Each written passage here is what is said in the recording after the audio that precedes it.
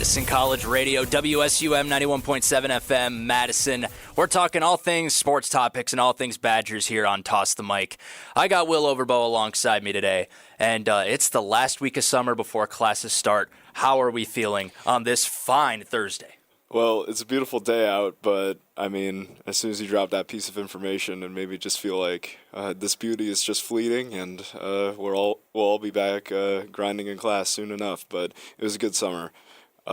Yeah, that's all I have to say. Especially for the Toss the Mic video podcast, we're wearing matching quarter zips. You see this? This is a celebration for the last one of the summer. Yeah, on a pure whim, too, by the way. I mean, I just happen to have this in my backpack, but, we have to go out matching, because we're twins in opinion and in likeness.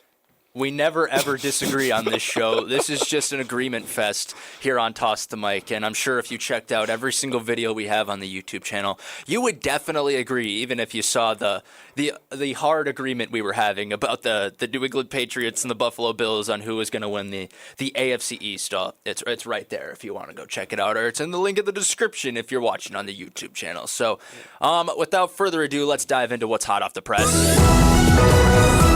Here it is, the NFL. They are axing the Pro Bowl games, and it will honor players still, but there's a lot of things going on, let's just say that. The source here, Adam Schefter, ESPN.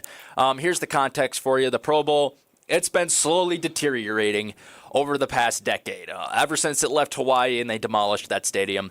Some players make it that shouldn't make it, let's just say. Alternates of alternates, alternate, to the point where the only quarterback left in the AFC that started games got to actually play in it. The fan joke votes started to actually matter. Keyshawn Nixon and Shedeur Sanders made the Pro Bowl as a result. So the conflict here, obviously, no more all-star anything break for the NFL. And there's no real authenticity anymore to being a Pro Bowler. It's just a title now. And the question that I pose to you, Will Overbo, yourself, does or will the Pro Bowl label mean anything moving forward? I mean, I think, when it's always going to matter, especially in terms of, NFL context and history. But if you look at something like the All-Pro title, if a player is a part of the All-Pro, that means that they were the best at their position in that given year. And when you look at something like the Pro Bowl, it just feels like they've kind of shifted it to more of an inferior All-Pro type of title. And we are losing the game, even though nobody really watched it. I don't think that's a massive loss because it was they were dragging it out as long as they possibly could. But I think in terms of a title, it's just going to be another stat for players to accumulate. And I feel I don't know. You wouldn't want to get rid of the title, I don't think, but it definitely matters a little bit less. I'd like to compare this to the NFL Top 100 because that's kind of a meaningless title as well to people in the landscape. But really, It's probably going to end up meaning more than the Pro Bowl in the next 10 years because that's what the coaches vote on, that's what the players vote on, and that's what the executives and media vote on that excludes the fans. So that probably means more to the players and Hall of Fame voters than what the Pro Bowl is going to mean because that's basically the same thing. It just includes the fans. And fans, we know, are jokesters and do not take things seriously, especially you can't expect them to take it seriously when there's no more Pro Bowl games at all. So, what, you don't think Tyler Huntley should have been voted in as a Pro Bowler? No, what are we talking about here? Maybe don't disrespect Snoop, okay? Him and Mac Jones and Gardner Minshew and all these quarterbacks that they're picking for the Pro Bowl, it's crazy. Everybody should have expected the Pro Bowl to be on its way out. I mean, literally two quarterbacks from the same team made it, and Shedeur Sanders made it. So two quarterbacks from the quarterback battle last year for the Browns made the Pro Bowl. That's how bad it's gotten. You couldn't have predicted that from the start of the season when Joe Flacco, Shedeur Sanders, Dylan Gabriel, and Kenny Pickett were battling out for the starting spot in Cleveland. Wow, My goodness. I cannot believe that Kenny Pickett was even in that battle. I forgot that he was even there. He's in Carolina now playing decently, I guess. But yeah, I'm going to miss the Pro Bowl. I'm going to miss when it was in Hawaii.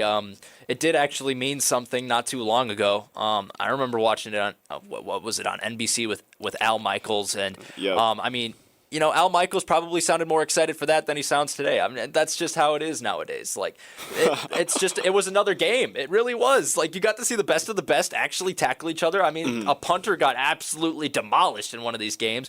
Tom Brady did as well, and he kept on showing up to the Pro Bowl. I mean, obviously, when he was older, he stopped because it stopped meaning anything. But there was a time when it mattered, and there wasn't that many injuries. So, honestly... Uh-huh. Like, come on, let's do it. Like, after the Super Bowl, the injuries won't matter. You'll have a whole offseason to get over it. Like, we can keep it if they took it seriously, which there was a time when they did, and they don't anymore. That's true. I think it just speaks to, like, changing game psychology, you know? I mean, players don't want to mess with the money, you know? They don't want to play in a game that's going to be ultimately meaningless, you know? It doesn't matter how many stats you accumulate in a Pro Bowl game. Like, and the thing is, like, that is a double-edged sword because I feel like this really is becoming the no-fun league in, like, many different ways, but, like, I don't know. It's odd. I feel like this is just a natural progression of where the game has gone because, I don't know, players are more concerned about their health and safety, even though injuries don't happen as often in the Pro Bowl because the players just simply aren't going as hard. But it's like, why would you want to mess with that if, like, I don't know, you have such security not playing the Pro Bowl? If there's any league that doesn't need an all-star game, it'd be the NFL. I mean, they have the ratings to not have to worry about another moneymaker like an all-star game. And obviously, like the new studies where I believe 1 out of 3 of the players that they brain scanned did have CTE for the players that have passed away that gave up their brains for research. Mm-hmm. So yeah, I guess this would be the sport for this to happen. Like, it might be time to do away with it. Even if fans aren't watching it, that's the final straw. And we could always say from now and forever that Shedeur Sanders destroyed the Pro Bowl.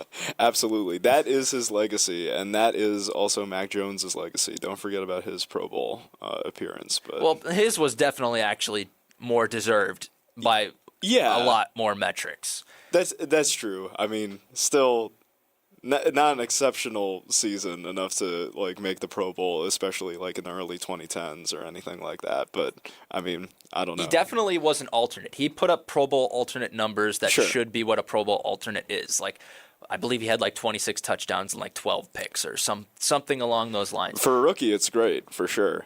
I'm not denying that. But, yeah, I would agree. Pro Bowl alternate numbers, it's just funny thinking back to having Mac Jones be a Pro Bowl quarterback, but yeah. I mean, I remember a time where Baker Mayfield broke the rookie touchdown pass record with 27 touchdowns. So that definitely is the bar. I mean, Justin Herbert absolutely destroyed the bar. But yeah, that is the bar that's set for rookies. And without further ado, I can't hide from it anymore. It's time. It's time for Johnny Raider torture.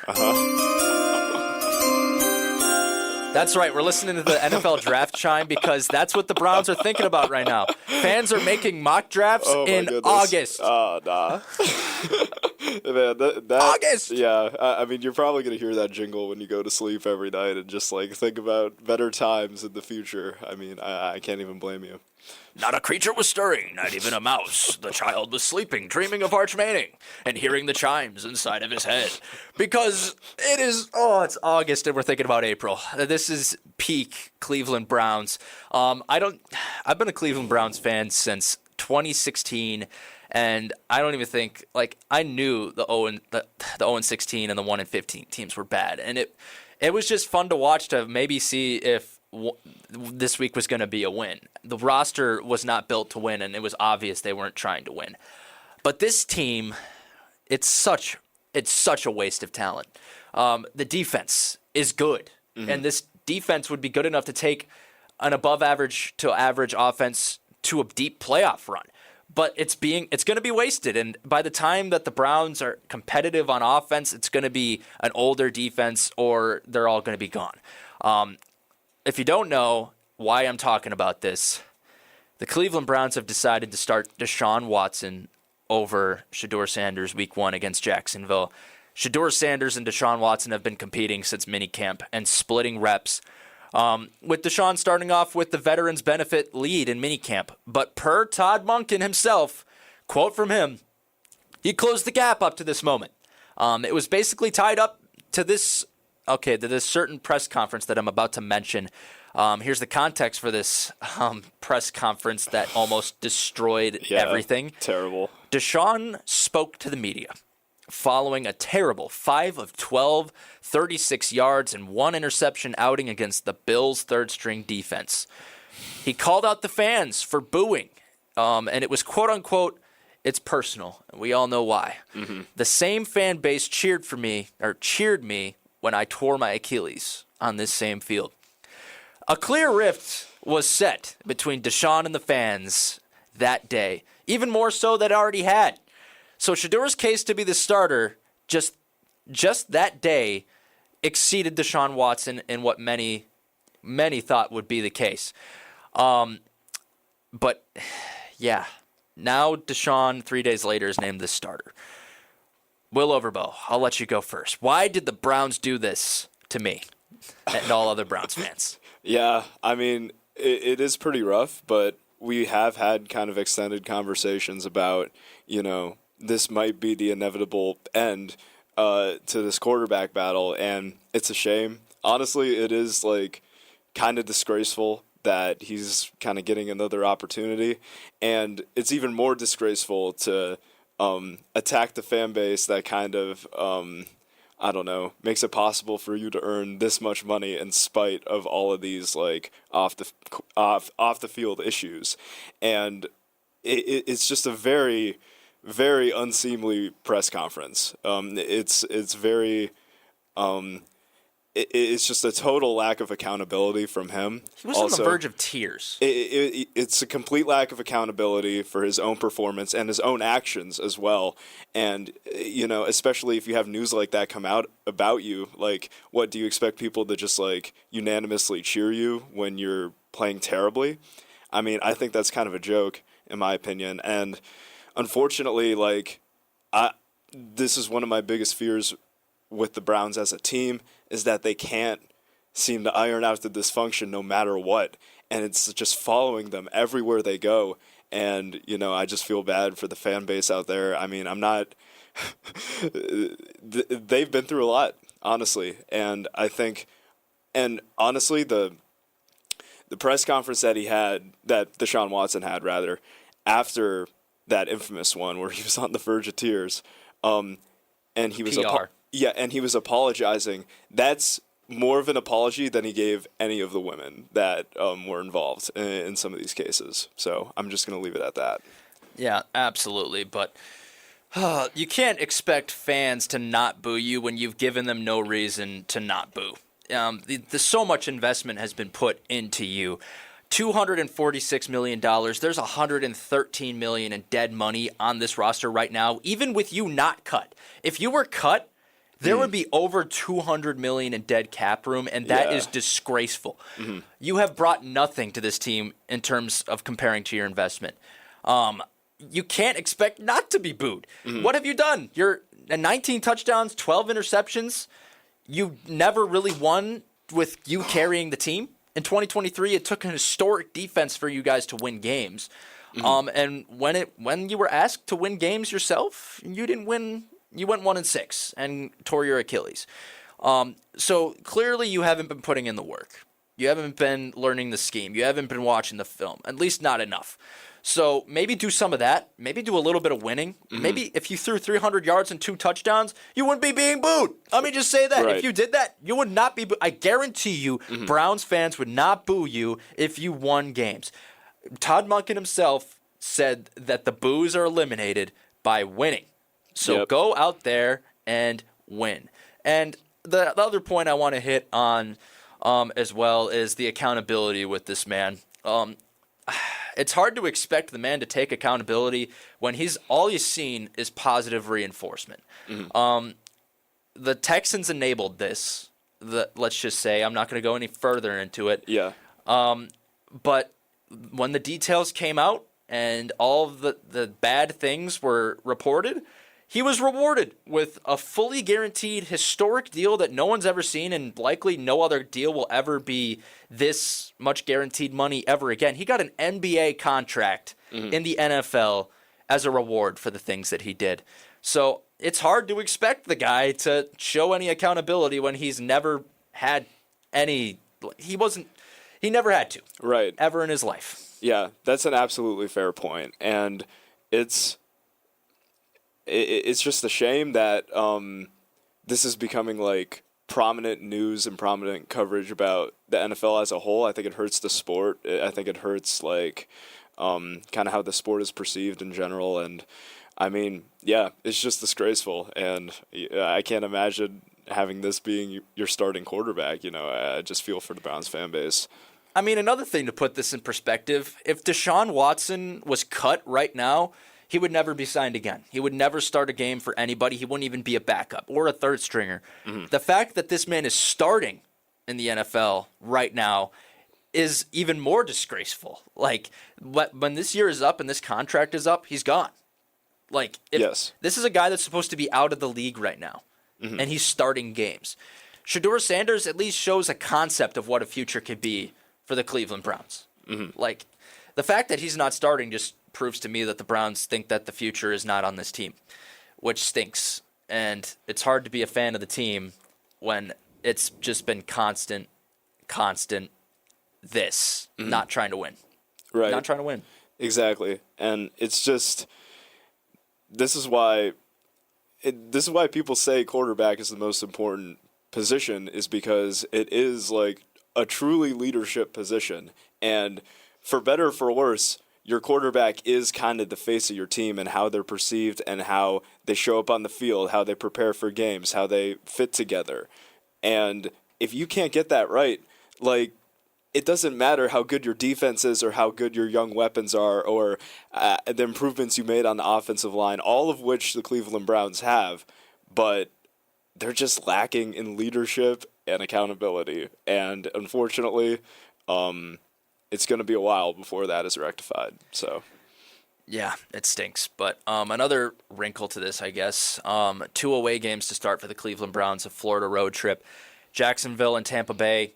If Deshaun Watson doesn't play good in either of those games, I think they should move or will move to Shedeur Sanders for the home crowd, because it's going to be ugly. It's going to be one of the ugliest scenes ever in NFL history if the Browns are riding in at 0-2 with 2 disgraceful performances from Deshaun Watson. Shedeur should 100% be the guy in that case, and if he's not, it's going to be Bottlegate 2.0. There's going to be some seats ripped out by fans. It's going to be ugly, and it's going to be a PR nightmare for not just the Browns but the NFL itself. Mm-hmm. Yeah, I mean, it's yeah. I don't really know where you would go from here. I think it's, aside from just being like, aside from just making terrible decisions, it's just like terrible PR as well. I think the league has to step in.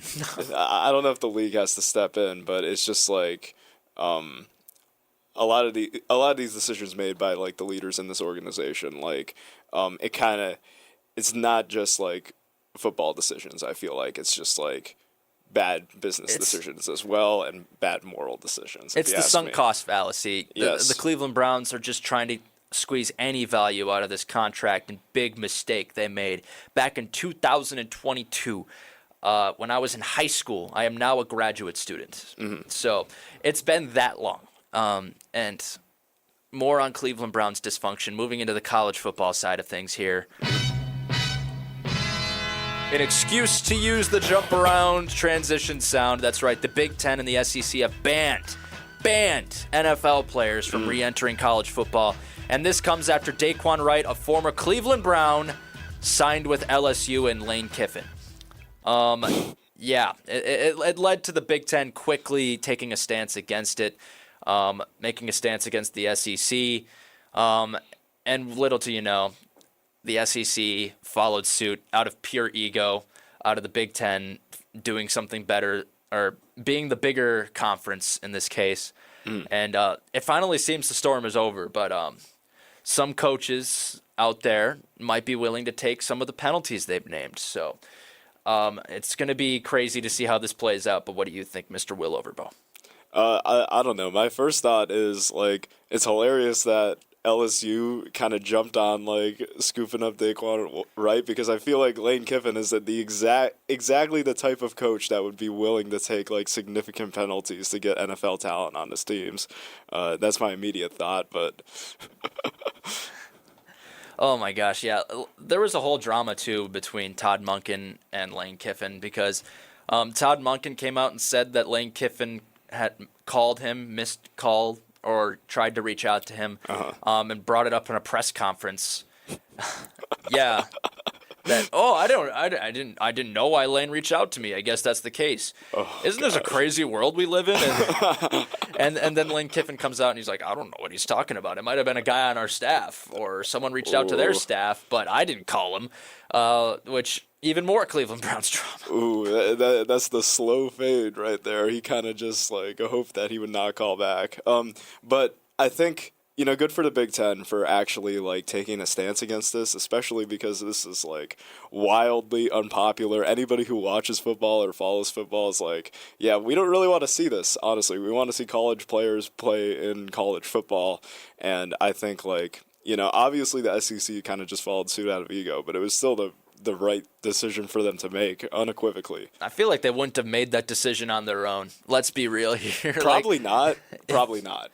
But I still think that, I don't know, it still makes a positive impact for sure. But yeah, if the Big Ten didn't do it, SEC 100% would not have done it.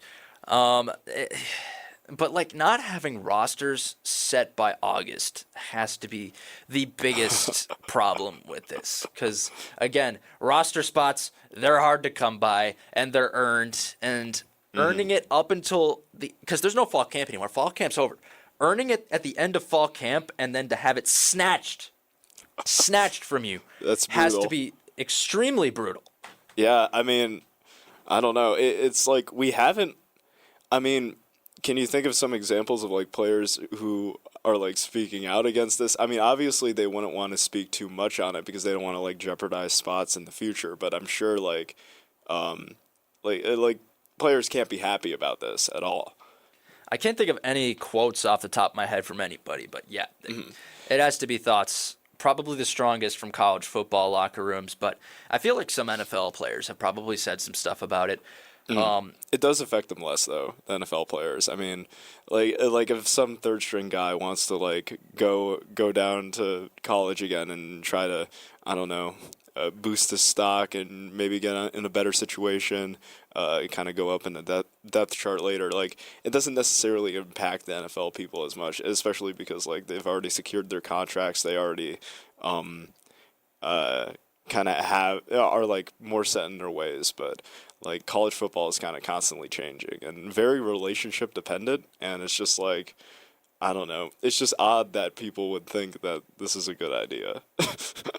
Yeah, absolutely, and I can't believe that we're even talking about this and that it's even come to this point. You couldn't even predicted this storyline just 2 years ago, but this is going to be the end of our first segment. Stick around for both of our rankings of the top 10 Super Bowls. Keep it right here on Toss the Mic. Hey, Toss the Mic listeners, we're only here for a little bit for the break to plug this Instagram account right here. We're sitting at 6,600 followers, trying to hit 7,000 by the end of the year. We got a lot here for you. We got our Summerfest adventures, bands, concert information, and of course our short form, real content from this very podcast that you're watching right now. And with that being said, let's get back to the action. WSUM 91.7 FM, Madison, Toss the Mic Sportscast. Wanted to play a Snake on the Lake promo for you, but I guess that's not going to be happening today. Moving on to the next segment. Before we get on into it, the top 10 Super Bowls from each of us. There is no mailbag today, but we do encourage all of you to leave comments on this YouTube video. Yes, that's right, because we uploaded it yesterday on this calendar. It is 8:27 as we're recording this, and I'm looking for a coin. I do not have a coin, but if you want to look for a coin while I talk about this. Okay, I will. Comment on this video your disagreements with this list, or go comment on the AFC East predictions video, which just dropped yesterday as Will Overbo has left the studio to go grab a coin. That's objectively hilarious, but if you didn't know, yes, we predicted the AFC East, looked at a mailbag from comments of our AFC West predictions. In that video, Mr. William Overbo himself called Bo Nix Bo Picks and got two angry commenters to comment in joking fashion about why Bo Nix should not be called Bo Picks. So yes, if you have any disagreements with our lists, be sure to comment your list of the top 10 Super Bowls. I got mine in front of me, and we're going to be flipping a coin to determine who goes first. He's literally not in the room right now. I just switched the camera onto him. There is no one sitting in that chair. As we go to the overhead angle, there he is. He is walking into the studio. Did you get a coin? Unfortunately not. Nobody carries pocket change anymore. I couldn't find a single coin. There's nobody in the studio right now. I think we just go to Google and do this digitally. I mean, it's a shame. Looking for something to flip here. I could flip my phone. Okay, sure. Which we will do. Okay. Call screen, or the back of the phone. Okay. In honor of Steve Jobs, I'm calling the back of the phone. It's the back of the phone. Oh my goodness. I'm just like the luckiest guy ever because I think I've won like 10 out of the 12 like coin flips we've done. So, I mean, it's great. At least it makes up for the fact that people say I have terrible takes and I don't know ball. But, I mean, that's fine. Okay, top 10 Super Bowls. This was a ton of fun going back and kind of considering some of the greatest games ever, for sure. Some of them were blowouts. Some of them weren't as close. But regardless, there were still some amazing games in here. I have a couple honorable mentions before we get into the top 10. These are Super Bowls that I remember very fondly, but in terms of the actual game and the drama and the legacy, they don't necessarily stack up in comparison to the 10 that I picked, but these kind of go hand in hand for sure. For my first honorable mention, I have Super Bowl 44. Obviously, this is Drew Brees and the Saints finally getting it done, and Sean Payton kind of like shocking everybody with an onside kick, and obviously Tracy Porter sealing the game with a 74-yard interception return for a touchdown off of Peyton Manning of all quarterbacks, and the Saints securing a victory. Whoa. Let's not act like Peyton Manning doesn't throw picks now. Well, okay, true, but Peyton Manning still is like one of the greatest quarterbacks ever, and it was still an incredibly clutch interception. And obviously this was done in the Katrina year. It was super big for the city. I had to mention it, even though it did not crack the top 10. Another honorable mention I had that you might be surprised is not in the top 10. I have Super Bowl 45, the Green Bay Packers versus the Pittsburgh Steelers. Come on now. Seriously? Come on. Yes.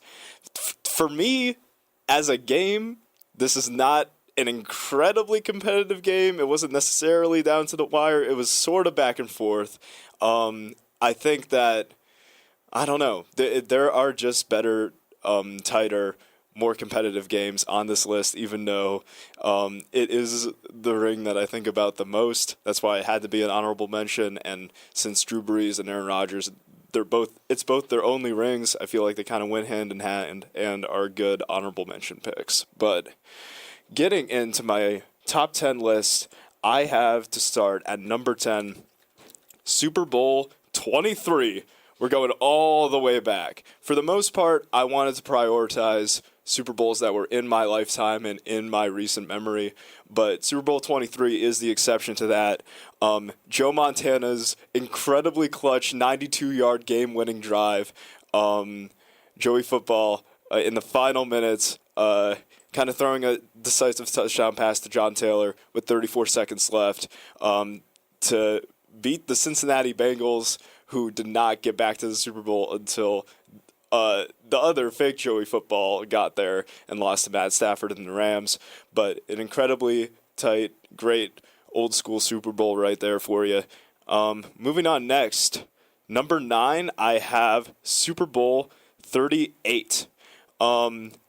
This is a very unique one because it was like it was a completely scoreless first and third quarter. And all of a sudden, this game just kind of exploded out of nowhere in the fourth quarter. Jake Delhomme throwing an 85-yard touchdown pass, and Tom Brady with one of the most clutch game-winning drives ever to set up Adam Vinatieri's field goal with 4 seconds left. An extremely tight win for the New England Patriots over the Carolina Panthers, 32-29. I had to get a mention the Super Bowl 38 in there. An underrated one, in my opinion. Coming up next, number 8 is Super Bowl 47. This game had like an unbelievable narrative to it. It was the first and only time two brothers faced off as head coaches in the Super Bowl, John and Jim Harbaugh. The Ravens took a massive 28-6 lead to start this, and it was highlighted by an 108-yard kickoff return touchdown by Jacoby Jones. The Ravens were dominating the first part of this game, but then and then moments later, after this return, there's a power outage that shut down the Superdome, delaying the game for 34 minutes, and it just makes the ending of this game so much more dramatic because the 49ers used this to claw their way back, 17 unanswered points, and it comes with a controversial goal line stand where the Baltimore stopped Colin Kaepernick on 4th and goal to preserve a tight 34-31 victory. Super Bowl 47. People forget how good Cap was back in the day. He was able to take the 49ers all the way there. Super Bowl 47 is one that I remember very fondly. Going back a little bit, and this one is also kind of beyond the 40s, all the way back in the 30s. Super Bowl 34. I just had to pick this one for the final drive of this game. It was the St. Louis Rams against the Tennessee Titans. It's one of the most dramatic finishes in sports history, where Mike Jones tackled Kevin Dyson 1 yard short of the goal line as time expired, preserving a 23-16 victory for the greatest show on turf. Super Bowl 34, a great classic, for sure. Coming up next is going to be the first appearance of Patrick Mahomes. Come on. Patrick Mahomes. Now, here's a guy who knows how to go to overtime in Super Bowls, and nobody else can even come close to this. In terms of overtime Super Bowls, this is by far the best one, for sure. Just kidding. We'll get into that later. But I have Super Bowl 58 here at number 6. Mahomes led a legendary back-and-forth overtime game-winning drive against the 49ers, kind of cementing the Chiefs' dynasty with this walk-off touchdown. And it is like his most dramatic and I think his most career-defining performance. I could have picked 57 here. I think he played better in 57, I guess. But I don't know. In terms of a game, I think Super Bowl 58 is much better. Coming up next, we're going back to the 40s, and we're going to go with Super Bowl 43.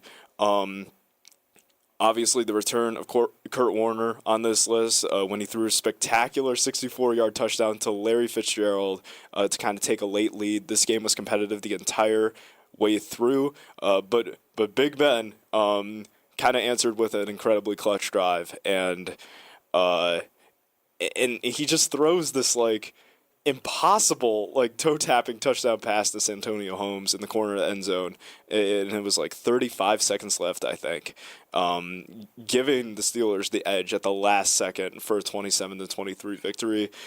You're kind of I bet you're sensing a theme in this list where it's like game-winning drives to like win the whole game. Like, I can't get enough of that. I eat it up, I swear. Okay, we're almost there. Number 4. I don't know if this is controversial or not, but like, man, this is a really a killer game, killer Super Bowl. The narratives are unmatched. I have Super Bowl 52 here today. The first win for the Philadelphia Eagles. I'm trying to find my notes. Damn it. No, it's fine. I remember this game just fine. Tom Brady throwing for 500 yards in a loss. It really just, even in his losses, it kind of shows his greatness there. The Philly special is an iconic moment in sports history. You want Philly, Philly, and people forget that the Patriots tried to do the same thing with Tom, and it did not work out as well. But that's all right. It was a very high scoring game, very competitive. The Eagles dropping 50 on a pretty elite Patriots defense around this time. But yeah, Super Bowl 52, number 4, number 3. I have the first appearance of the New York Football Giants, and I have Super Bowl 42 right here. Eli Manning escaping an intense pass rush, chucking it up to David Tyree. He brings it down on his helmet, and it is an iconic game. I think I just love that catch so much that it's kind of like shooting this game all the way up to the top of the list. But it was a stunning upset for a Patriots team that was like undefeated, steamrolling through the entire league. They felt inevitable, and the Giants came through and kind of shocked everybody. And I really appreciate upsets like that. I have, yeah, that's why it cracks the top 3 for me. So, in terms of dramatic finishes, this is why this top 2 just like lingers in my mind. These are games I think about. Even when I'm not talking about football, it's just like a clear distinction between this and the rest of the list. Number 2, I have a seriously dramatic finish. Again, the Patriots are coming back on this list, but I have Super Bowl 49, Seahawks Patriots. Obviously trailing 28-24 with 26 seconds remaining. The Seahawks sat on the 1-yard line and famously, instead of running it with Marshawn Lynch, the best goal line back in the league, they choose to pass with Russell Wilson, and undrafted rookie cornerback Malcolm Butler makes a legendary interception on the goal line and wins the game. Even outside of that moment, this game is incredibly competitive and very tense. I think you don't always want like a scoring onslaught between two teams. Sometimes you want to see like defensive stops. You want to see great special teams plays made. And this game has that in spades. It is very tense. It is very dramatic. And it's everything you would want to see in a Super Bowl. So Super Bowl 49, number 2. And I'm sure everybody predicted this, but my final and my greatest Super Bowl ever is Super Bowl 51, Patriots, Falcons. There's not much I can say about this game that hasn't been said before already, but it's the single greatest comeback in NFL history. 28-3. Well, I'm not in Super Bowl history, yes. Yes, but think about all the legacy that was on the line, all the pressure, it being on the biggest stage. I think you could reasonably say that this is the single greatest comeback in NFL history. I'm sure there are others that kind of match the greatness. But this is the first ever overtime in Super Bowl history. This is MVP Matt Ryan. Literally, this comeback was so incredible that it outshined Matt Ryan's MVP season. Honestly, understandably. And you have Julian Edelman's catch. You have kind of James White driving the field up. So it wasn't just Brady, of course. His entire Badger legend. Yeah, yeah. James White, Badger legend. The entire team showed up. This is just like a legacy-defining game for so many different players. And yeah, I feel good about that. Kind of shining on top of the list. So that is my top 10 list. Yeah, I feel good about that. All right, now it's my turn. Yep. I have 2 honorable mentions here. First one, I'm going to go Super Bowl 32, Broncos versus Packers. John Elway beat all of the haters, all the narratives that he couldn't get it done in the playoffs. This was at the back end of his career. Flew through the air on a game-winning drive to win this game 31-24 over a Packers team with a 3-time MVP, 3 in a row, Brett Favre, that was a defending champs. So he had to overcome a lot to win that game. I believe they played that game in Jacksonville, some sunny spot, wherever that is. But definitely a high-magnitude game, but I think this game passes it. 49ers, Ravens, Super Bowl 47. You already spoke to it in terms of the power outage, a 28-6 comeback. It had it all in terms of that, but really it was kind of a boring game for most of the game. So that's why it doesn't crack the top 10 for me. Similar reasoning for these next two, but they hold some gravity and aura to them. Number 10, Super Bowl 36. Pats start their dynasty by taking down the greatest show on turf 20-17 on a game-winning kick from Adam Vinatieri. The road they took to get to the Super Bowl, the tuck rule, really they beat a lot of odds to do it. So to be able to do this with a quarterback that had just come in a year prior, took over for Bledsoe, an undrafted guy. Tom Brady really established his start here. So that is why it is here. And, of course, a game-winning kick does not hurt at all. Super Bowl 34, it was a boring game for most of the game, but Rams escaping by 1 yard, and the Titans being 1 yard away from having a Super Bowl in their history. Yeah. It's just kind of hard to pass up having. So that's why it's at number 9. Super Bowl 43, it's an exchange of game-winning drives. Larry Fitzgerald, Cardinals, Steelers. Fitzgerald had a historic year that year, and historic playoffs at that. 1,900 total yards across the entire season, a bunch of touchdowns. The guy never dropped a pass. Larry Legend. Literally almost carried them to a freaking Super Bowl. And shout out Kurt Warner for resurrecting his entire career and getting to a Super Bowl somehow. Yeah, it's crazy. And then you can't go without mentioning Santonio Holmes' toe-tipped catch in the end zone to win this game. So that is why those three are there. And 7 is similar reasoning. Boring game for the first half, but it picked up a lot of steam with Browns legend Jake Delhomme absolutely torching the Patriots defense in a shootout, but losing on an eventual game-winning Vinatieri, once again, game-winning field goal.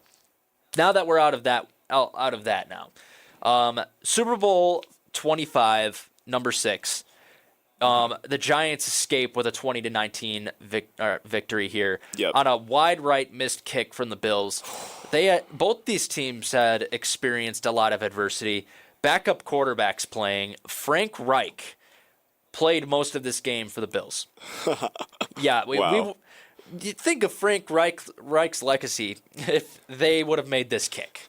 I'm pretty sure most NFL fans don't even think of him as a quarterback anymore. They mostly think of him as a coach. But if that kick goes into the uprights, he's a Super Bowl winning quarterback. Yep. And no one seems to remember it. And it's the thing that most Bills fans mention when they talk about their team's legacy in big games. So it completely changed the course of their history, and it changed the history of the NFL. The Giants turn into a historic franchise with this, and they come away with yet another championship. So that's why Super Bowl 25 sits at number 6. And there's a huge gap between the top 5 and Super Bowl 25 and the other Super Bowls I mentioned. Super Bowl 52 sits at number 5. A backup quarterback goes band for band with the GOAT throwing 500 yards. Yep. Are you kidding me? Alshon Jeffrey catching some dimes. What was his name? 13. Nelson Aguilar catching some dimes, too. We were catching them, unlike Aguilar. You remember that? Yeah, but he was pretty good during the Super Bowl run, so we can't fault him for that. Yeah. And also Corey Clement, Badger legend, a controversial touchdown catch in this game.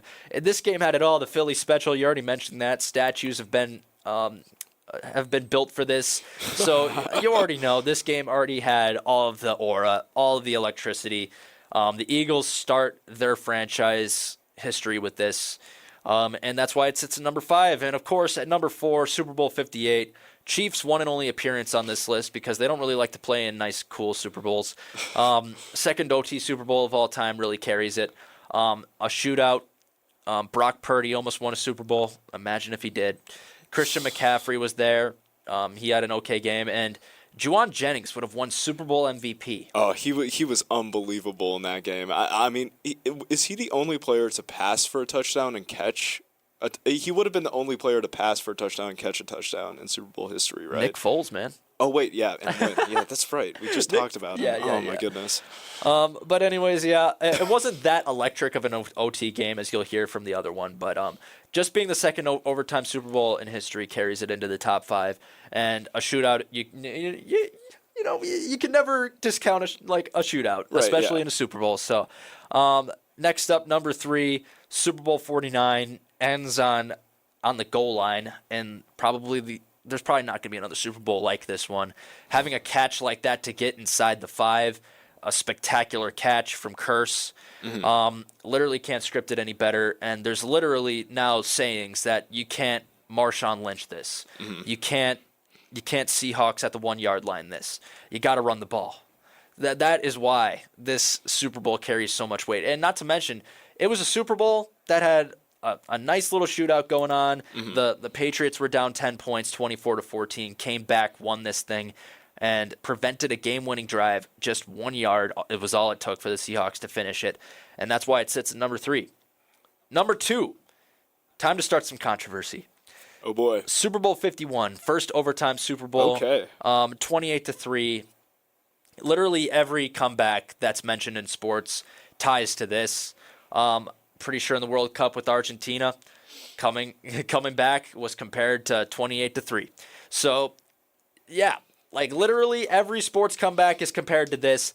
One of the most electric and holds the most weight of all time. Obviously, the Vikings comeback over the Colts in the regular season is the biggest of all time in just blatant general NFL history. But it's a Super Bowl. Come on now. 28-3 is never going to happen again in a Super Bowl. I mean, the Browns did it against the Titans in the regular season, 28-3. But again, this is a Super Bowl, and we got to have a conversation about which one is more great. Come on. Exactly. I mean, my Cleveland Browns doing it against the Titans to ruin their draft stock does not matter. And then finally, at number 1, by far, is got to be Super Bowl 42. The Giants. That's so fair. David takes on Goliath. I mean, they were discounted from the start. They weren't picked to win a single one of their playoff games. A 9-7 football team, a 6 seed, getting this far and beating the best football team to ever grace turf and grass in the history of the NFL. Are we kidding me? Are you kidding me right now? Come on now. This Patriots team is the best team of all time, and it didn't even win it all.